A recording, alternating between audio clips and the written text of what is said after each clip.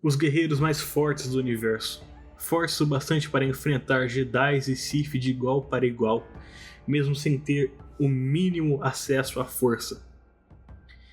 Esses guerreiros portam armaduras indestrutíveis, capazes até mesmo de bloquear ataques diretos de sabre de luz, coisa que nenhuma outra proteção no universo é capaz de fazer praticamente. As armaduras desses guerreiros incríveis são feitas justamente para enfrentar os poderes dos grandiosos Jedi. Usando arpões para puxar seus inimigos para baixo, inimigos esses que pulam mais alto que qualquer outro ser do universo, usando lança-chamas em seus braços feitos justamente para impedir o bloqueio lendário do Jedi, que usando o seu sabre de luz são capazes de inutilizar qualquer blaster, afinal eles conseguem bloquear e redirecionar tiros, e tendo como equipamento mais marcante de toda a sua armadura o jetpack, coisa que eles usam para obter uma vantagem aérea e maior mobilidade pelos seus inimigos. Ou, falando da forma correta, usando as palavras de Obi-Wan Kenobi, o jetpack nada mais é do que um high ground portátil. Bem, você quer descobrir mais, conhecer mais sobre esses lendários guerreiros de Star Wars, os Mandalorianos? Então, para me ajudar, afinal eu estou começando agora o canal, eu devo estar no 10º vídeo, se não me engano, já vai embaixo, se inscreve no canal para me ajudar e vem comigo conhecer os guerreiros mais letais de Star Wars. Bem, a história dos Mandalorianos é muito rica, e ela é muito mais antiga do que a própria República Galáctica de Coruscant ou que o Império. Na realidade, os primeiros Mandalorianos não eram assim como nós, humanos. Eram uma espécie de reptilianos. Eles eram chamados de Taug, ou Toug, talvez. Eles habitaram vários planetas durante toda a sua história, durante muitos e muitos anos de conflito com o que no futuro viria a ser a República Galáctica. Porém, um desses planetas foi o mais importante para nós, no caso. O último que eles habitaram, que eles acabaram por se fixar, eles acabaram por renomear como Mandalore, em homenagem ao nome do seu líder na época, Mandalore I.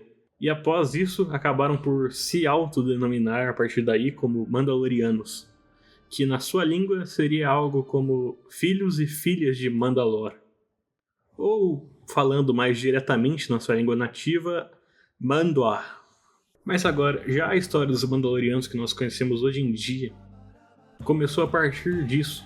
Com os anos, os costumes desse primeiro povo, os Taug, acabou sendo ensinado para outras raças que acabaram por se unir a essa primeira raça.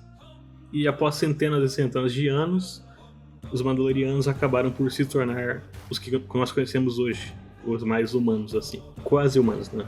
Eles ainda são bem superiores em atributos. Durante muito tempo na galáxia, os Mandalorianos eram tidos como a força suprema da galáxia, imparáveis. Por milhares de anos, os Mandalorianos marcharam incessantemente, imbatíveis, vagando pela galáxia e dominando impérios inteiros para eles, conquistando planetas e povos um após o outro, através da força física de seu exército absurdo. Até que, um dia, os Mandalorianos encontraram oponentes que eram demais até para eles lidarem. Os Jedi.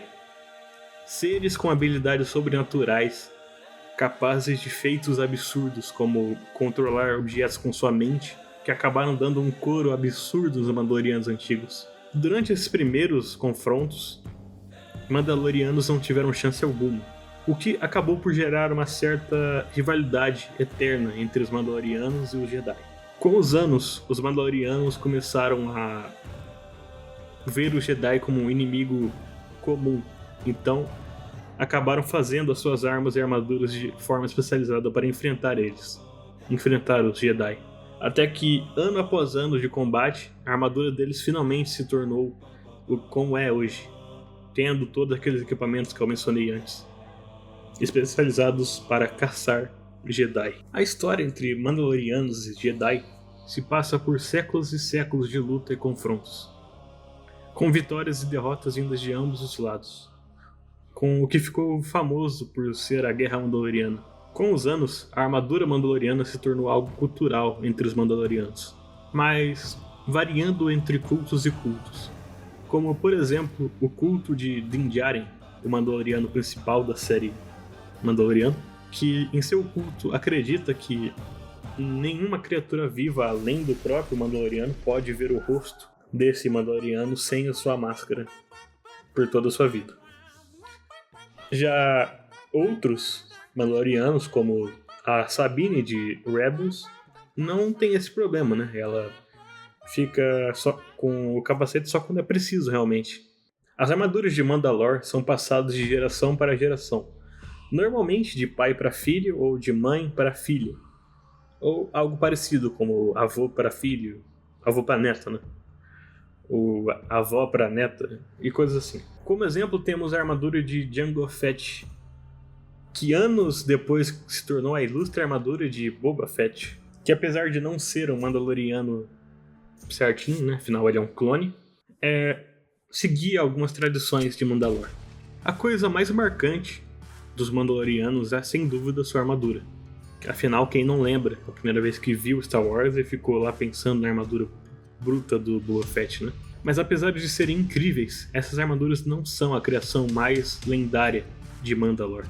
Esse posto é da lendária arma do primeiro Mandaloriano Jedi que já existiu, o lendário Jedi chamado Ter Vizsla, um Jedi absurdamente habilidoso e poderoso.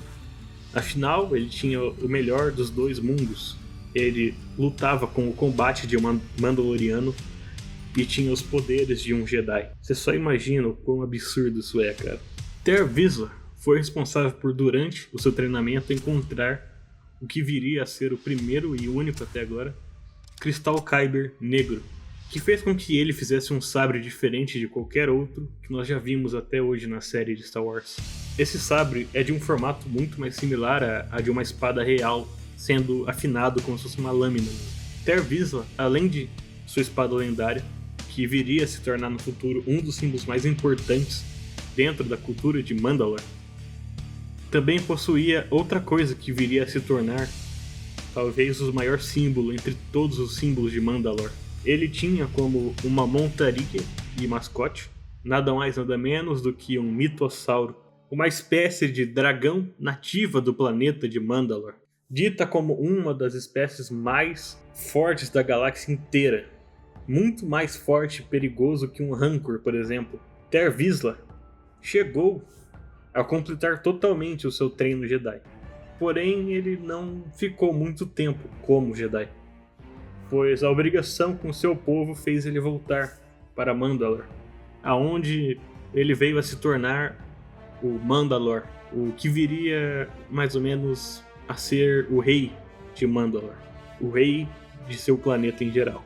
Após sua morte, sua espada se tornou um símbolo de direito real em Mandalore, passando por meio de combate de herdeiro para herdeiro, ou seja, aquele que tiver o sabre negro é o legítimo rei de todo Mandalore.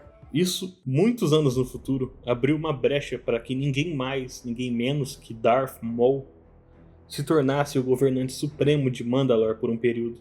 Após derrotar um descendente direto de Ter Vizsla, ele acabou por se tornar então o rei supremo de Mandalore por um tempo.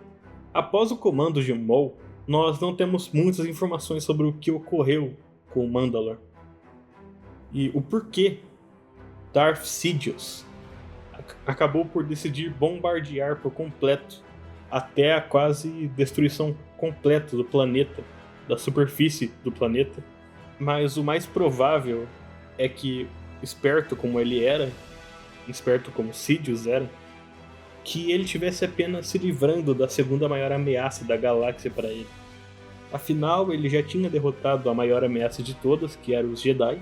Então, depois dos Jedi, a maior ameaça para o Império, sem dúvida, seria os Mandalorianos. Então, isso me leva a concluir que essa foi a razão. Mas até hoje nós não temos uma razão concreta. Acho que teremos mais no futuro, mas por enquanto, nada. Os Mandalorianos eram a maior ameaça disparada após os Jedi e os Siths. Inclusive, você sabia que um Mandaloriano, mais ou menos como Jango Fett, podia, apenas com um equipamento básico, derrotar 5 Jedi sozinho. É que nós estamos muito acostumados a ver Mandalorianos enfrentando Jedi muito acima da média, como Anakin, Obi-Wan e Mace Windu.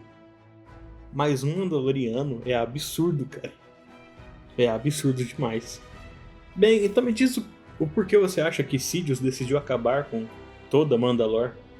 E se você curte Star Wars, talvez você também curta a Marvel, né? Afinal, são 2 obras incríveis, 2 universos incríveis. Esse outro vídeo que está aparecendo aqui nos cards aqui em cima, e vai estar o link na descrição desse vídeo também, vai te mostrar Kang, o Conquistador, o próximo grande vilão da Marvel, que vai substituir Thanos no CM. E eu posso te garantir que o Kang não é aquele bicho croto que perdeu pra Formiga no Homem-Formiga 4, tá? Te garanto isso. Acho que Homem-Formiga 3, eu acho que falei errado. Então checa lá, eu garanto que você vai curtir. Eu garanto que o meu vídeo tá muito melhor que o Homem-Formiga 3, inclusive. E que Deus abençoe a todos vocês e até a próxima.